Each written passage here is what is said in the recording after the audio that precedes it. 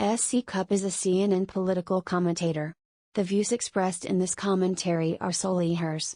View more opinion articles on CNN. CNN, the phrase crime of the century has been used to describe the most enduring, sensationalist scandals that rocked our nation: the kidnapping of the Charles Lindb baby, the Son of Sam murders, the O.J. Simpson case and the John Benet Ramsey murder. These were the crimes and tragedies that captivated America because they were so horrifying, so unbelievable, so awful, we could not look away.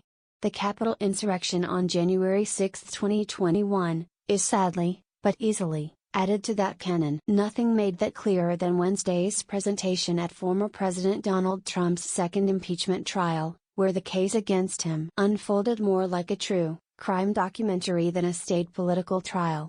The photos, the videos, the phone calls, the affidavits, some of which had never been shared publicly before, were chilling, gut-wrenching, horrifying and at times even nauseating. It was a far cry from the usual testimonies of who knew what, when.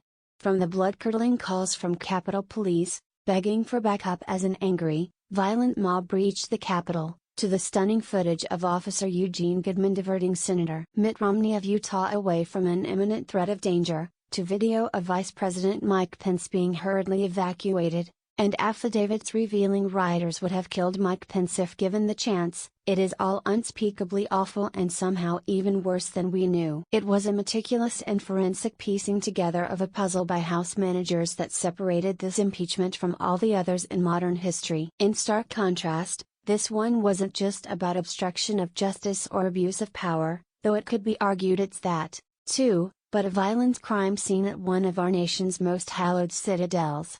Death and destruction.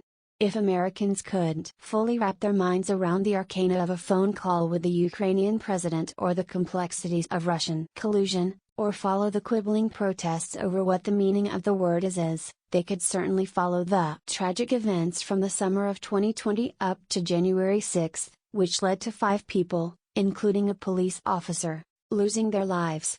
House managers laid them out methodically and holistically, revealing a deeply sinister, calculated plot to overthrow the government, overturn the election, harm or even kill Pence, House Speaker Nancy Pelosi and other lawmakers, and assault any police officers who'd get in their way. They brought brace knuckles, stun guns and other weapons.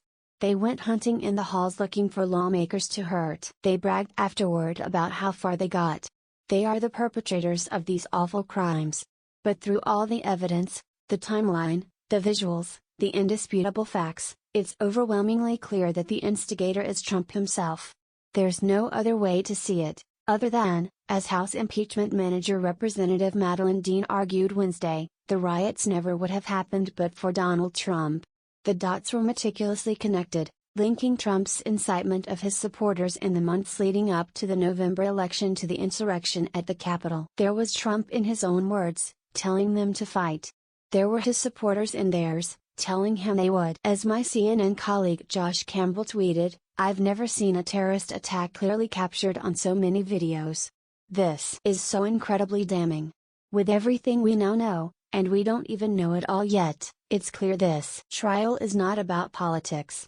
It's not about Republicans or Democrats. It's not about free speech, and whether we should lock someone up for saying things we don't like. It's about the near overthrow of our government, the deaths of 5 people, the assault on our law enforcement, the unimaginable danger our elected officials, their staffs and in some cases their families were put in, and the clear, as day connection to the most powerful man in the world, the President of the United States. It's nothing less than the crime of the century."